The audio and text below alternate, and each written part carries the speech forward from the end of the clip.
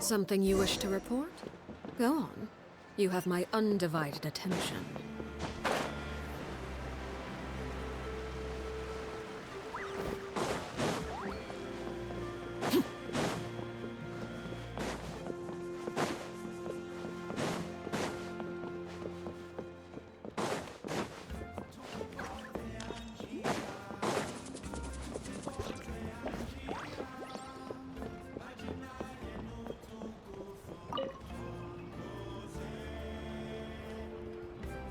Ah, at long last, you're back. I hear you've done much for our people these last few days. Everyone has nothing but praise for you.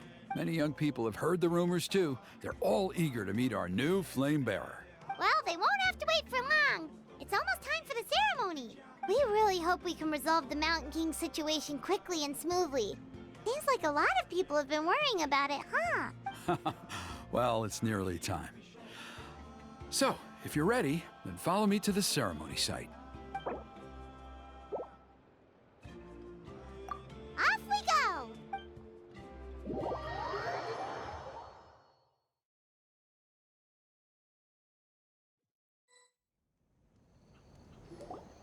Here we are. Our honored guests have arrived. I have heard much about your fine work over the past few days. I hope you'll allow us to thank you properly after tonight's ceremony. Don't worry about it. Getting this huge venue ready must have been a huge task. No need to make extra work for yourselves on our account. Oh, if it means getting the Mountain King issue resolved, no cost is too great to bear. A resolution will come in due course, but every great fire starts as a tiny spark. We must take it one step at a time. No one would disagree with you if that were possible, Chief. But it's been far too long since we've seen a real step forward. Look around you. Can't you see how our numbers have dwindled since the last Turnfire night? The ceremony was arranged on short notice. Many are away from home and could not make it back in time. That may be so, but still. Good evening, Traveler in Paimon.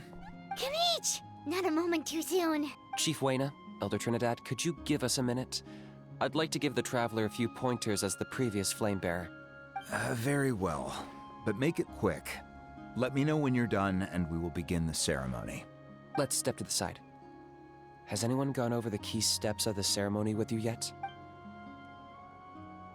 Yeah, Elder Trinidad did, but, Paimon seems to have forgotten them. What a surprise! The flying ant has an ant-sized brain. If you don't want your tongue to be burned off by the sacred flame tonight, I suggest you stay quiet. See those sacred flame pillars? Once you've lit the fire, go light each one up in turn. Once that's done, head down into the cave where the Mountain King slumbers, light the braziers along the way, then bring the flame to the final altar. Then the ceremony is complete. That sounds simple enough. The process isn't complicated, but remember, you mustn't turn back at any point. If you miss a pillar, you can't light the next one, then come back to it. You have to keep moving forward, or it's seen as disrespecting our ancestors. If that happens, you won't receive the blessing of the Turnfire, and you'll have to start over. I made you a diagram that summarizes the steps. Take a look.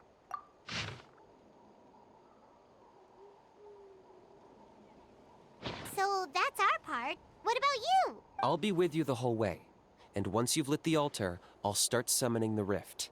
You can leave that side of things to me. Just focus on your part. Okay. We'll try to remember all that and get it right the first time. Ready when you are. But I think I saw Huni and the others just now. Maybe you should say hi before you start. Might make you less nervous. Just tell the chief when you're ready.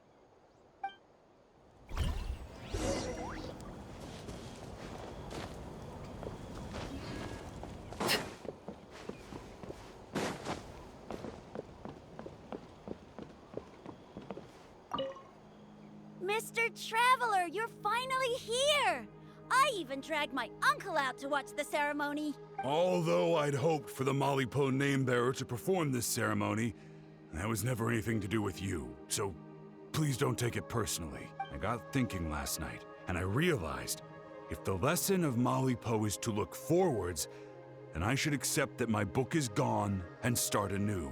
Besides, I'll have even more to write about this time, given this will be our first Turnfire ceremony featuring a flame-bearer from another land. I'll be taking detailed notes. Good luck, Mr. Traveler. You got this.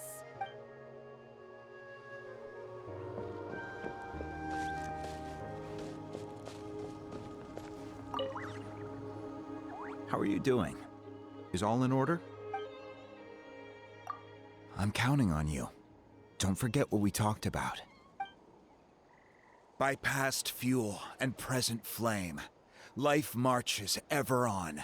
My brothers and sisters, the time has come to light the fire once again, and let the Turnfire night shine bright in Hoytzitlan.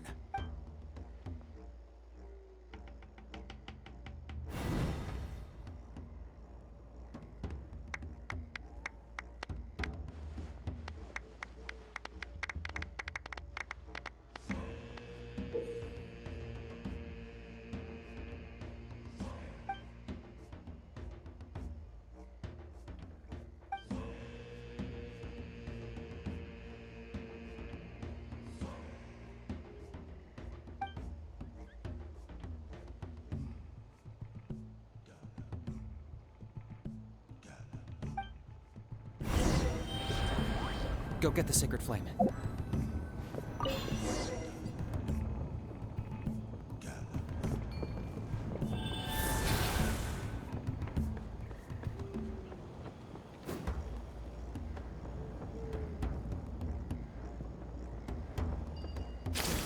Nicely done. Off to a good start. Great stuff.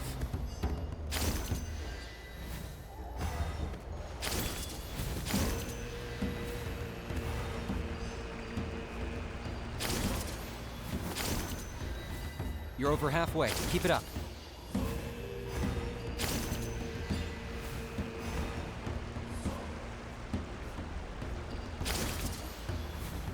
Impressive. Just one more to go. Come on, one last push. The final sacred flame pillar is up ahead.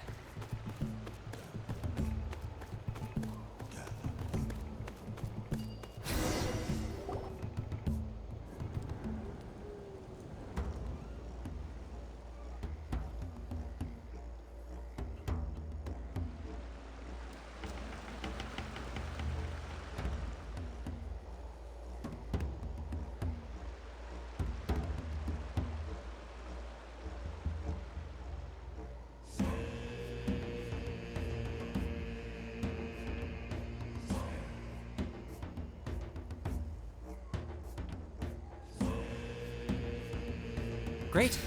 All the pillars are alight. Next, it's down into the canyon and head for the Mountain King's cave.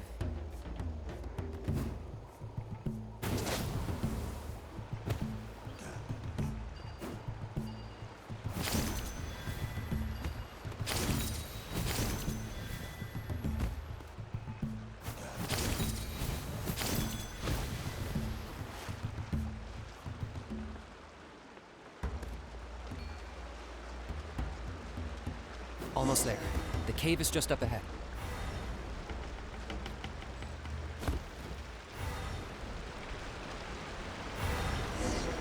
The Abyss presence is growing strong. We should deal with the contamination first.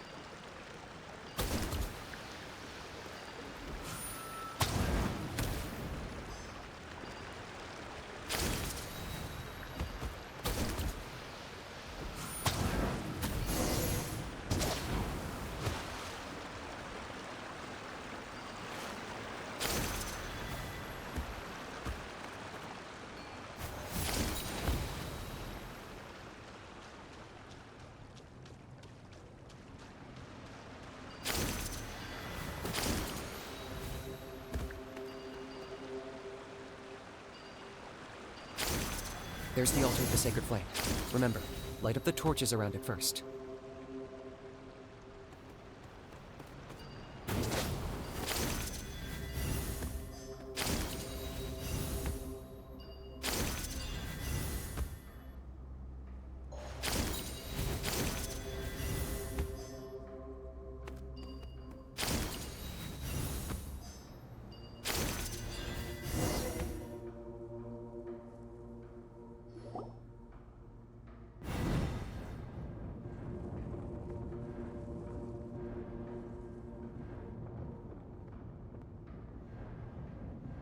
Woohoo! We've lit up the final altar!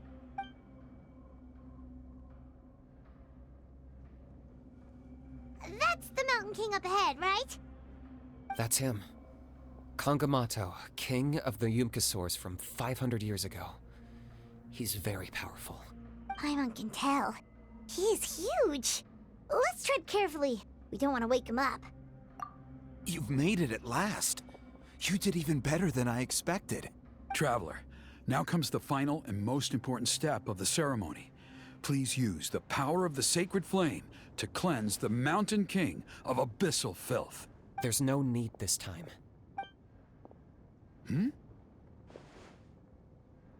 Such strong abyssal power. What is that thing? Kinich, what is the meaning of this?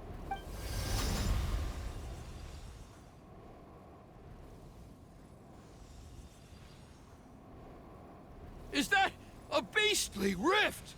Chief Waina, Elder Trinidad, this is about to get a little dangerous. You should step back.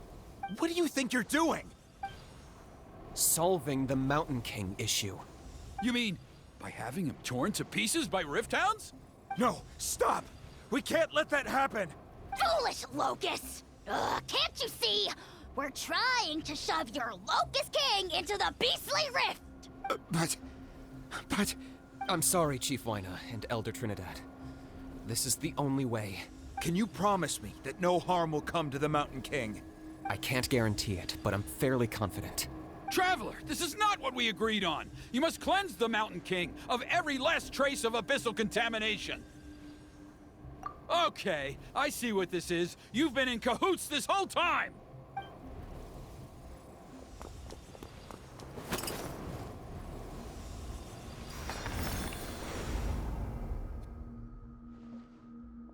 Ugh, you imbecile! What have you done? Oh no! The device is destroyed! You forced my hand. I had no choice. Elder Trinidad! What are you doing?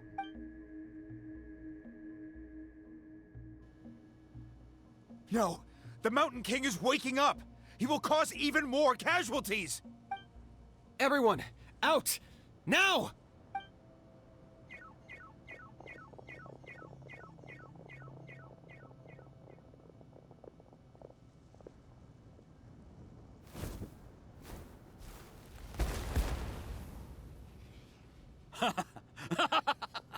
Well, it seems there's only one way to awaken you all from your willful blindness. More sacrifices must be made.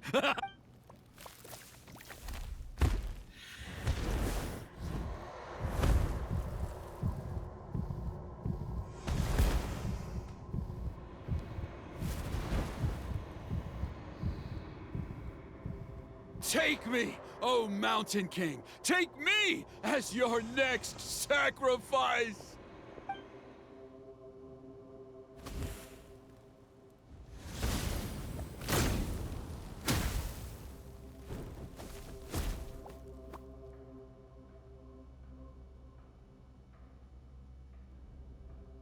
Everyone's still outside. We have to keep the Mountain King here. Give me a hand. Locked up.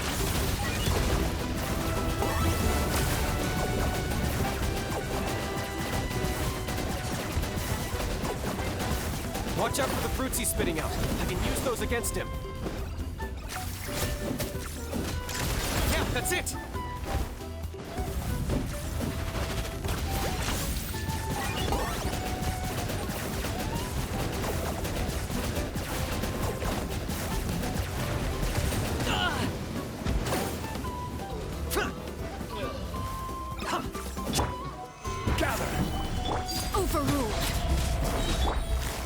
wasted.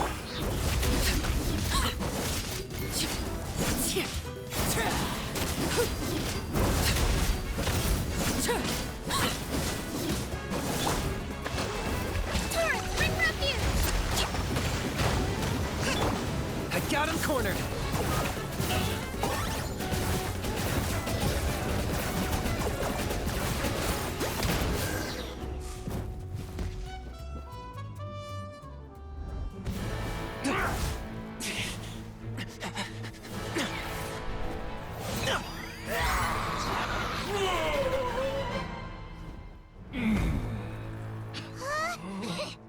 What do we do? We can't open the rift!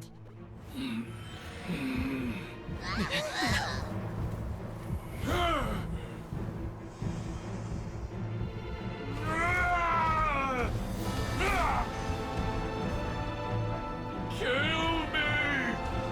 Put an end to White's at launch! Shame!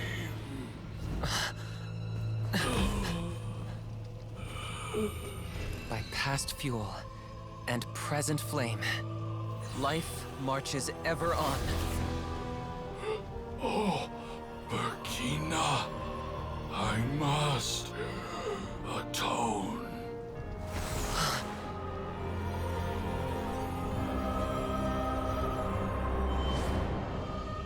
Patience. We will answer to the fire for all our deeds. Even if one day I fall behind, never look back. Keep moving forward, as we are now.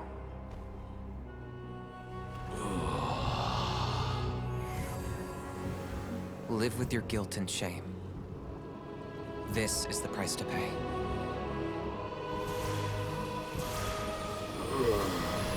Heir to the Turnfire, please use my ruined vessel to train the heroes of the future. The will of Kangamato will march ever on, till the abyss is stamped out.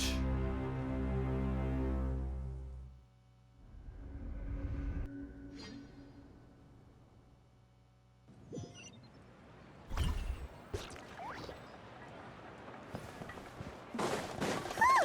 Pretty eventful day yesterday, huh? Traveler, you've come at just the right time. I have some good news for you. Trinidad's condition is stabilized. He suffered burns on much of his body, but we believe he'll survive. Guess that's the best news we could hope for. Paimon has to ask, is everyone in your tribe such a risk taker? First Kinich, then Elder Trinidad? Is this the scions of the Canopy's adventurous spirit in action? We're simply not afraid to charge ahead into the unknown. He's fine. Don't worry. He's gone to check on the Mountain King. Something most mysterious has happened. After the incident yesterday, a transparent shell is formed around the Mountain King's body. We don't understand the mechanism behind it, but the shell appears to insulate him against the influence of abyssal power. It is somewhat akin to a scab, in that it stops the abyssal energy within him from bleeding out, while also preventing further abyssal energy from seeping in and infecting him. We've never seen anything like it. The tribe's most senior elders believe it was caused when he was burned by the sacred flame, similar to the way burned wood becomes charcoal. I think their theory makes sense. After all, we've never thrown the Mountain King directly into the sacred flame before. Wow. So it's made a barrier against abyssal energy? That's a good thing, right? It's practically a miracle from what we've seen of it so far. It means that the Mountain King's level of abyssal energy is now stable. No longer will we need to perform an annual cleansing ceremony. Wow. That's amazing! I know what you're thinking. The young people in the tribe are already speculating that yesterday's ceremony was a Turnfire night like none other in our history. Because you and Kinich, you summoned the very flame that appears in our ancient legends. A great transparent ball of fire. And that fire is what saved the Mountain King. Whoa! So that was the real Turnfire? I may be the chief of this tribe, but I've only ever known the Turnfire as a concept in our legends. I cannot answer that question. If anyone can answer it, I suspect it would be the bearer of the Malipo name. He is in the Mountain King's cave as we speak. Ah, so Kinich then. Why don't we go see how he's doing?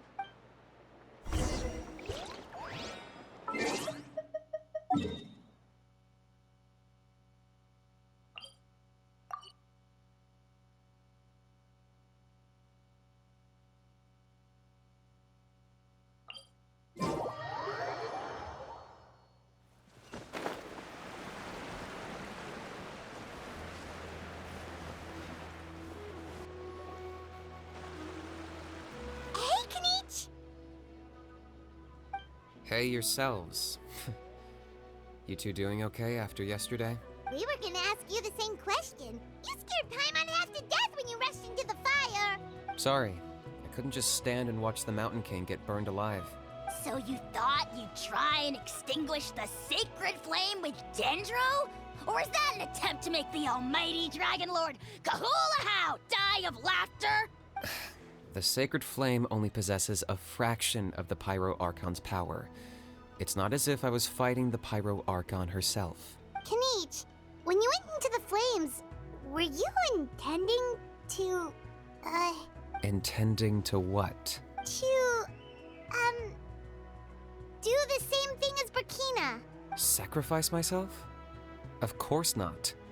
My focus was on keeping the Mountain King alive, not on what it would cost. But now I'm curious. What made you think I was going to sacrifice myself? Well, because everyone's saying the Turnfire is what saved the king last night. And Ponche's theory was that summoning the Turnfire is a tit-for-tat exchange, right? So, Paimon thought you decided to pay for it with your life. So you've heard that rumor too. I'm afraid I can't say for sure. What happened yesterday was a first for me too. Well, even if you don't know, there's probably no one in the world who does. What I would say is, if that really was the power of the Turnfire, I'd sooner believe that the Mountain King summoned it himself. The Mountain King? Then, what price did he pay? The core meaning of price is not atonement or compensation, but what you're willing to give up in order to obtain what you want. It's easy to die for your sins. Much harder to live with the guilt and keep on going. In the end, the Mountain King chose the latter option. For Burkina and for the tribe. That's the price he paid. Alright, so how is the Mountain King doing now? Health-wise, there's nothing to worry about. He'll enter a fighting stance whenever we set foot in his territory. But his attacks are gentler now and not as crazed as before. Like he said yesterday, he just intends to be a sparring partner for people to practice with. Yeah, I tried communicating with him again, but he didn't respond. We dare say that Locust King has well and truly lost its mind. The lights are on, but nobody is home. Its body remains fighting fit thanks to the perverse power of the Abyss. But time has been less kind to its soul. It was ground to a pulp long ago. But we saw him come back to his senses yesterday. That was merely one last burst of brain activity before it croaked. As you humans would say, it went out with a bang. Oh, come on! Stop being such a doomer.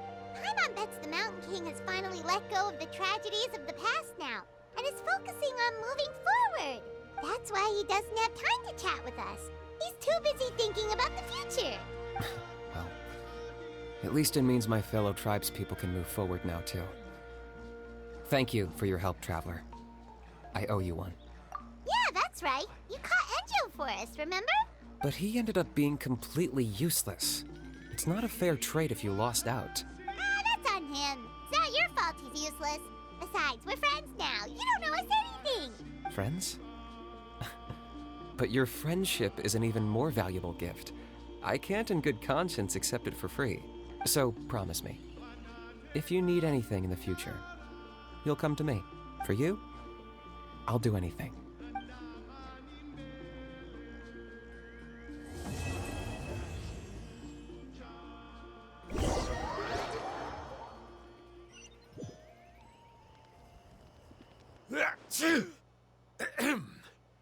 So, in the end, only poor little Hoonie got the sad ending? Yeah, everyone's happy except me. First Nana, then my dad. When Why does everyone in my family have to suffer? Huni, it'll be okay. Your dad will get better soon. Toba, you're my friend, so I shouldn't say this to your face. But it was all the Mountain King's fault. Huh? Now hold your horses, kiddo. If you promise not to fight, Uncle Sanka will tell you a story. Okay, before you roll your eyes out of your skull, I promise you can trust me. I almost got my eyebrows burned off by the Turnfire after last time. That's why I came back, to make it up to you. All right, I'll just get to the point. Do you know what Uncle Sanka loves the most about your people? What? Your extreme sports. Huh? On my first day here, I got hit by someone falling out of the sky. I believe you call it bungee jumping? It's a dangerous sport, to be sure, but the courage it took to make the jump impressed the heck out of me. So, I introduced myself to the jumper, we made friends, and I even helped treat her wounds. Oh, such a nice friend. Of course. Anyway, the good times didn't last, because I got captured by a powerful foe, so we had to part ways for a while. In the hands of the enemy, I was scorned, scolded, and nearly given away as a gift. Oh, it was so humiliating. A horrible experience to look back on. Why does Uncle Sanka always have to suffer, I thought. So I feel your pain, Huni. I was in the same position. But in the end, I made it through, and I left all of those painful memories in the past. I even managed to reunite with my friend. Is that it? The moral of the story is to look forward in life, right? Yeah, we've heard that one millions of times. Sorry, Uncle Sanka, but you're not cut out to be a teacher. Very smart, Huni, but not quite smart enough. What I'm trying to tell you is that after I reunited with my friend, I found her injuries were all healed, but she really missed her family. So, I thought you might like to see her too. She's right behind you. Turn around and see. Another trick about not turning back? I'm not falling for that one again. Huh?